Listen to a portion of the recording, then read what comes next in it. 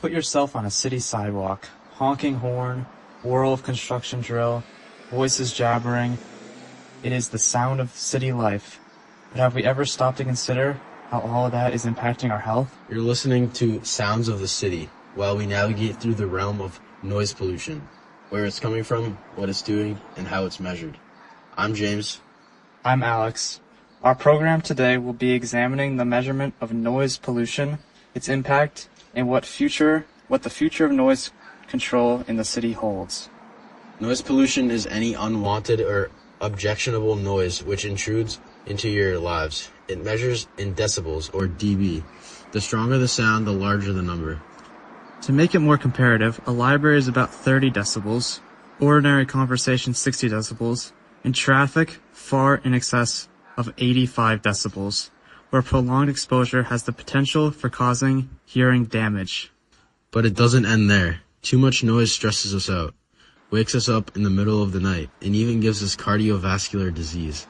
The WHO report on hearing released on the 2nd of March 2021 shows hearing loss currently impacts greater than 1.5 billion individuals globally. Among them, 430 million individuals are suffering from moderate or more severe hearing loss in their better hearing ear, rendering them particularly susceptible to adverse effects unless the condition is promptly addressed. So how do we measure all that noise?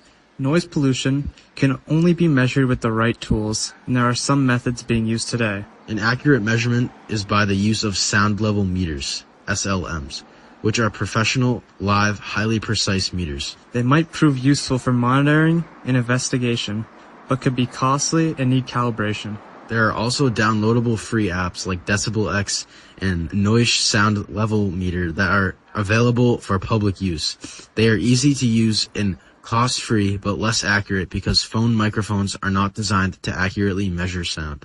Environmental noise monitoring stations is another type which take noise measurements continuously over time, usually for research or government use. The National Transportation Noise Map, developed by the U.S. Department of Transportation, is built with this information. The map shows the effect of highway, airport, and railroad noise in different places. All cities are above 70 decibels, but rural areas are typically below 50 decibels. Every method has its advantages and disadvantages. If you're doing research, you'd have an SLM. If you need to track noise around you, you could use a smartphone app. So what are typical noise levels for different places? A quiet park, 30 to 50 decibels, or thereabouts. A suburban street, 50 to 60 decibels. Busy city traffic, 70 to 85 decibels. Construction sites, 90 to 110 decibels. And near an airport, 80 to 100 decibels. The National Transportation Noise Map shows that residential areas near highways and airports have chronic noise levels above 70 decibels, which interfere with rest and well-being. That's why there are noise controls to limit exposure in homes and commercial environments. The silver lining is that measuring noise is improving. There are newer technologies on the horizon that are making it cheaper and easier to monitor noise pollution. Consider the examples of lot noise monitoring being piloted in smart cities. Noise sensors are installed on traffic lights and streetlights, and they measure real-time data and help city planners minimize noise pollution. And AI machine learning can even identify patterns of noise automatically, and even forecast future trends. Consider how much devices could help cities enforce noise regulations more effectively. And scientists are creating cheaper, high-precision noise sensors that can be built into smartphones or even watches.